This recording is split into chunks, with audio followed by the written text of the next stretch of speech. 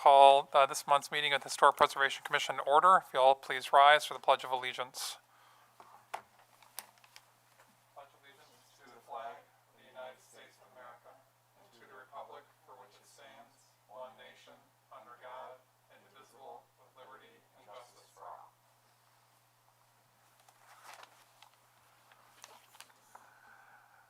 Okay. Commissioner Walther, if you would, since you're taking minutes, if you could take the roll call. Make sure to use Ann? Here, present. Sarah? Here. Chris? here. Myself, Greg Walter? Here. And Commissioner Johns, Commissioner Pearson, and Commissioner Ahrens are both unable, or all are unable to make it. And then Historian Judd, last minute, was not able to make the meeting either. The meeting minutes from last month are still under drafting from Commissioner Ahrens, so we'll be reviewing those at next month's meetings. We do not have any minutes to review. We do not have anyone here present for public input at tonight's meeting. We also do not have any applications for a certificate of appropriateness nor for a landmark designation application for this month. For correspondence, we have received a number of emails. Most of these pertain to applicants seeking to be considered for a seat on the commission, whether as a full member or as an alternate.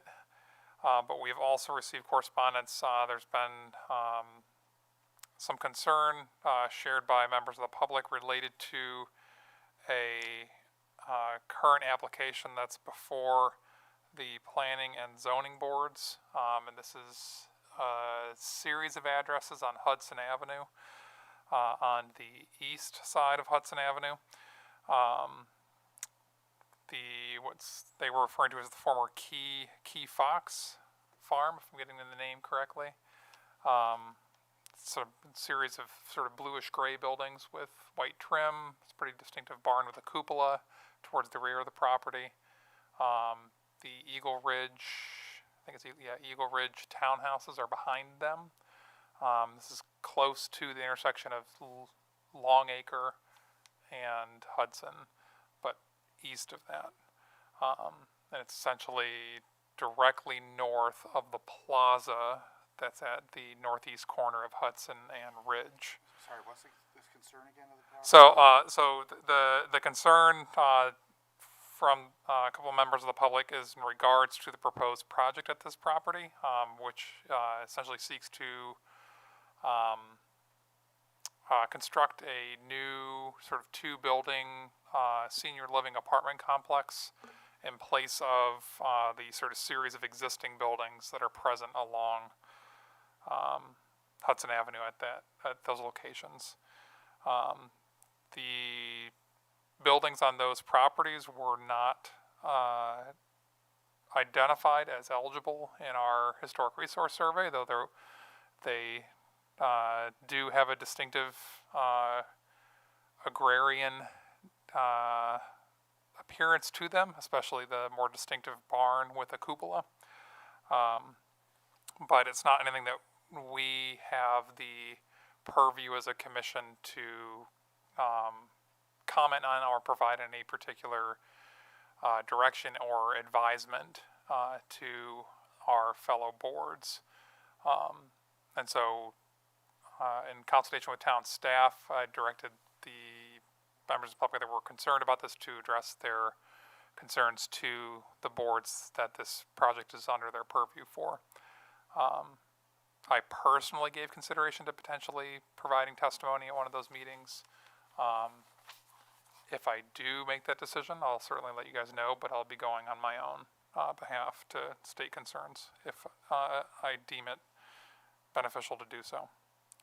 I'm looking at a picture of it. Does it include that daycare center too, or is it Yes. just? Yeah. So it's everything from. We're looking at a map. So there's a private road called Eagle Ridge Circle. It's almost directly, it's pretty much perfectly aligned with Longacre Road. So it's everything between Eagle Ridge Circle down south to, at least what's on my map, is identified as Eagle Landing at Eagle Ridge Properties. There's a sort of large rectangular building.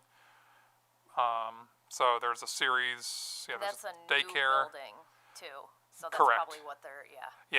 Yes, I think that's staying, but it's the daycare center at the northern end, and then there's at least two houses, and then the series of agrarian outbuildings that are behind the sort of middle house of the sort of three buildings there along Hudson Avenue. So the proposal seeks to essentially unify those parcels and then redevelop that whole area into two large new build multi-unit apartment buildings.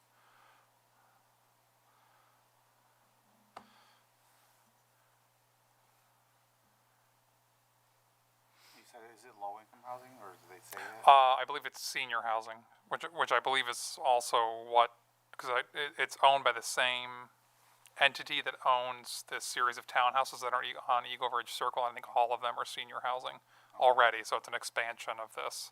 Okay. So certainly unfortunate to see, but something that at this time we don't have the ability to involve ourselves in any manner. I don't believe we've received any other correspondence beyond that. For the liaison report, I can share a little bit of what I know from Tim, our town historian. He's continuing to work with volunteers to sort through and continue to organize and make the archives of the town historian's office more accessible to the public. And he's also been interfacing with the Irondequoit Historical Society, as well as there appears to be an effort for the village of Charlotte to establish their own historical society. And so he's been in communication with them that they may be trying to establish some sort of partnership or support from the Irondequoit Historical Society and from the Irondequoit Historian's Office. I think they're probably likely also reaching out to the Greece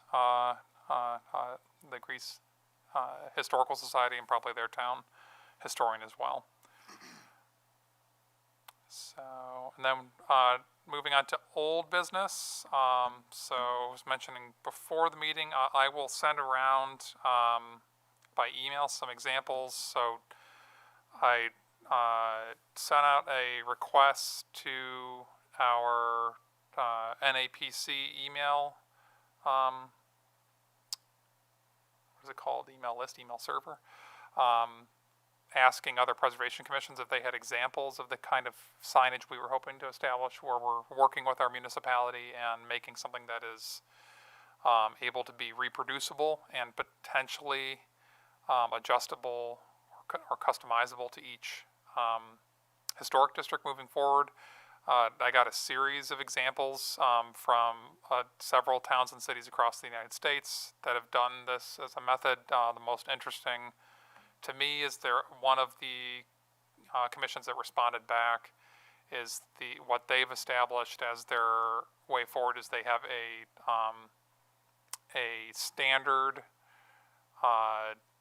sign that they are able to mount to street signs. Sometimes they mount them on the back side of stop signs, because it's a relatively easily visible and also doesn't compete with the road signage.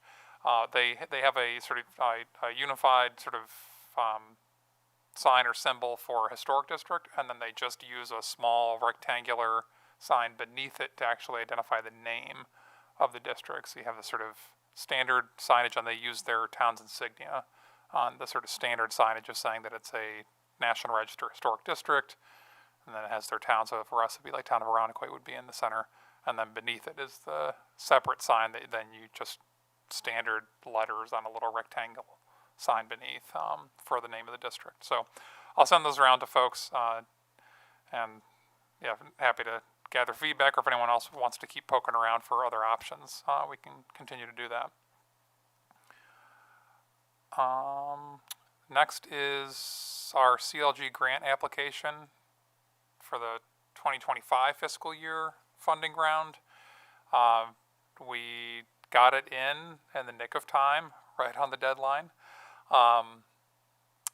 We submitted for the St. Paul Boulevard West district, as the commission voted on to proceed with a couple months back. The town board earlier this month passed a resolution certifying that the town would accept the funds if awarded, and are in full understanding, like with the past CLG grant, that it is a refundable grant, so the town will have to outlay funds for the work and then be refunded for it after the work is completed. Oh. You're just writing too fast. No. That's probably the gist of it there for the grant application. We won't hear until January or February if we get the grant. So now it'll be quiet for a while. The Townwide Historic Resource Survey, I did finally receive the final report from SHPO as far as their sort of final acceptance and response and comments to the Historic Resource Survey. In general, they were very positive of the end result and how thorough the survey was. That they noted that it far exceeded the standards of a reconnaissance level historic resource survey. The curious thing that came up in their review, which I'm going to be meeting with their staff and our consultant staff next week on, is they were not in agreement with our consultant's recommendations for some of the historic districts that were identified. Most notably, the St. Paul Boulevard Historic District, which we submitted for the CLG grant application. No reason why? They took issue with the boundary justification. They thought that the large district would merit further study and potential subdivision into much smaller districts. So I want to get sort of all three parties in a room to really sort of talk it through, because when we met in person with SHPO before this final report went in, they were in agreement of doing this large corridor. Going back to what we thought two meetings ago, that we thought it was too big, they think so too? They're not worried about necessarily the size. They are not convinced by the, I guess for lack of a better way of saying, like the scholarly argument that was made to justify what the boundaries are. Okay. And how all the properties are tied together in a unified context. So they took issue with that. So I'm hoping we can clear it up a little bit more with them, especially since we received the opposite signal from the same staff member, but in person. And then also, I think our consultant did a good job of also pointing towards other districts that did this, and also other districts that divided the district by the main arterial street, which is another portion of the boundary justification that they didn't agree with. So hopefully we can get to the bottom of that, one way or the other. I'm hoping we can go back to what the agreement was in person earlier this year. But other than that, yeah, in general, they were very positive about all the work that our consultant and the commission did. So kudos to that. And with that, since they did not request any changes to the actual report itself, we can proceed with getting it up on the website. So I'm going to reach out to IT and figure out how best to do that. So stay tuned. 2026 budget, I have not had the time yet to listen to the 2-hour budget meeting to find out if they had any specific discussion regarding our budget, but I have requested from the supervisor's office and the comptroller for them to provide detail to us on what portions or percentage of our budget request was approved and included in the final budget. So we should get those soon as well, and I'll forward those as soon as we receive them.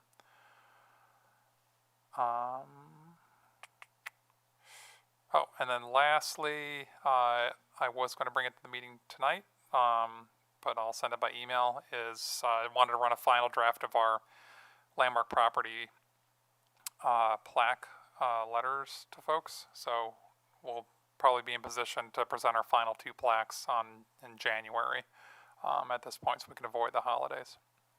But I'll send around that letter just so we can get a final okay before we go ahead and print and mail. And that's all I got for old business, and I do not have any new business unless anyone wants to make any changes to the agenda. Okay. Good and welfare. Does anyone have anything they want to share for the good and welfare of the town or preservation writ large? I'll try to be the liaison for the new supervisor, Okay. the supervisor-elect, Perticone. Like, so I'll, maybe in January, or January visit when he's sworn in. Yep. He can maybe come in January to meet us. Absolutely. So Yep. I'll work on that. It's a great idea. All right. It's about the only thing I have to add for public interest. Okay. Last call. Can I get a motion to? Oh, sorry, Oh. one other thing. The minutes, did we talk about the proving, I wasn't here, but, so I can't really say. Oh, yeah, so Jennifer wasn't able to provide the final draft of last month's meeting minutes, so we'll be reviewing those next month. So, yeah, the October meeting minutes are going to be held until next month for review and approval. So I'll put that down so we have it on our minutes that we didn't review the minutes from last, okay. Correct, yep. To review, but we will review in December's meeting. Yep, Review, that's October's meeting, right? correct. Where's minutes in December meeting, okay. Yeah, that's all I have, thanks. Did you make a motion or you want me to make a motion? You can go ahead and make a motion Motion to adjourn, at 7:48. 7:48 and get a second. I'll second. All right, all in favor? Aye. Aye, thank you all. See you next month.